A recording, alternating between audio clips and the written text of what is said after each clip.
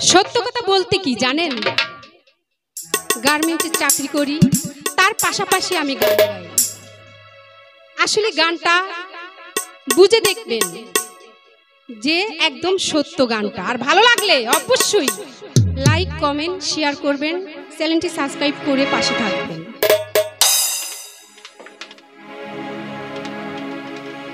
High রে গার্মেন্টসের চাকরি, আমি এত কষ্ট তবু ছাড়ি না।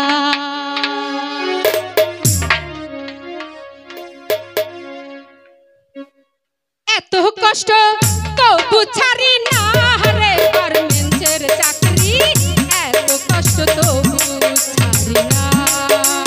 হাই রে গার্মেন্টসের চাকরি, এত কষ্ট তবু ছাড়ি না।